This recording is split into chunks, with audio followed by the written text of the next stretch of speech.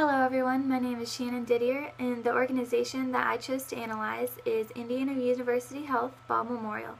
The hospital itself is located in Muncie, Indiana, and was founded in 1929.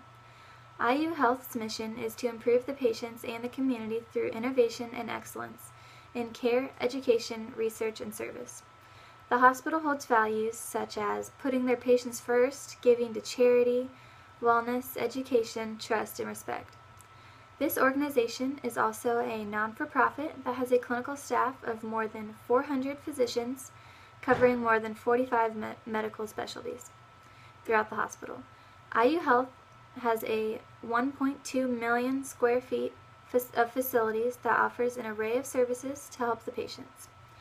I've been employed as a room service ambassador for a little over a year now at IU Health.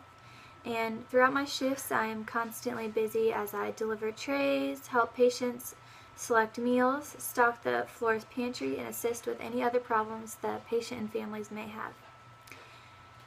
Being a room service ambassador is my first job, and I am very pleased with the environment that I work in, the pay I earn, and the connections it has given me.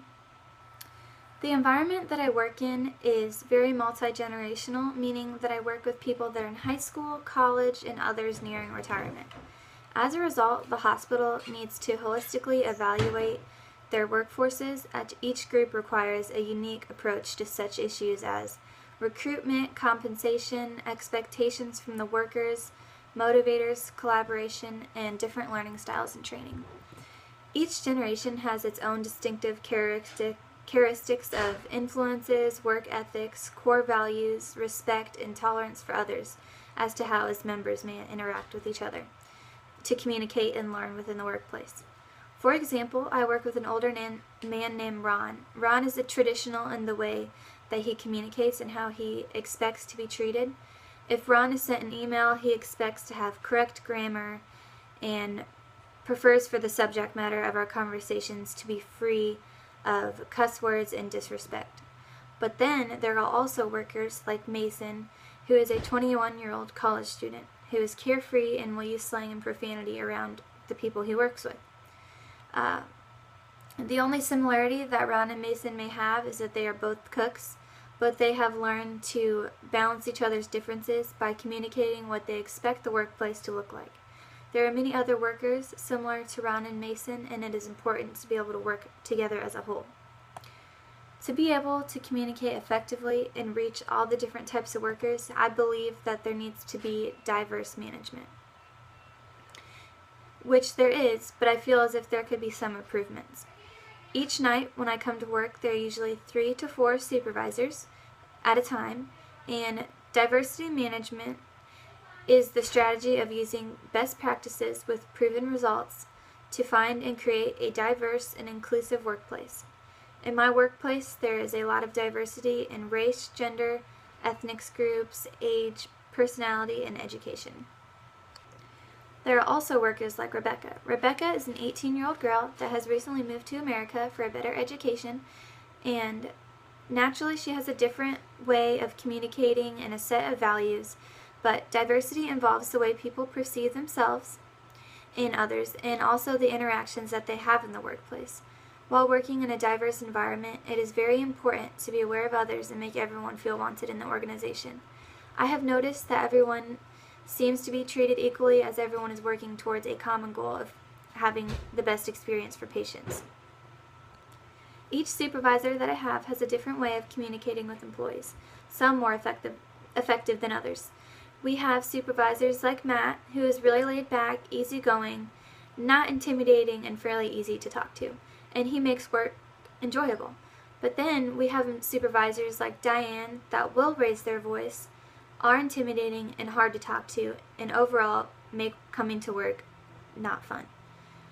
Diane tends to make people feel like they are not doing a good job because she is harsh when it comes to criticism. I've heard several employees say that she scares them and they feel as if they can't please her.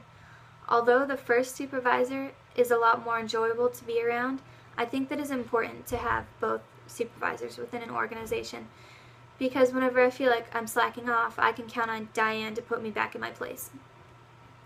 She keeps the department in their place and running smoothly, But the laid-back supervisor is also important so people feel like they can have someone they can go to for help with any problem.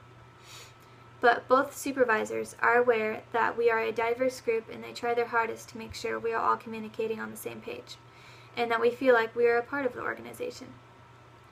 They have held several meetings to touch base, the standards that they hold for us, and how they expect us to treat everyone. They also teach us to not get angry when we cannot understand someone due to their differences, because when you're in a hospital, there are people coming from all different races, backgrounds, and they're in there for many different problems. And we try to help everyone get what they want. Overall, I think that my workplace has done a very good job at managing diversity, but I think there could always be improvement, and we are learning every day how to do so. Thank you for listening. Working with diversity is all about accepting that all employees, from the cleaning staff to the chief executive officer of the hospital, can contribute positively towards the hospital's mission and goals. In a clinical setting, the quality of patient outcome is the most important organizational goal.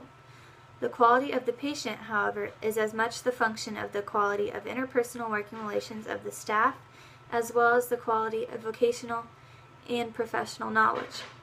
My department does its best to work well with others, and our supervisors guide us in many ways to do so, by updating us with critical information about the hospital and training us the best that they can.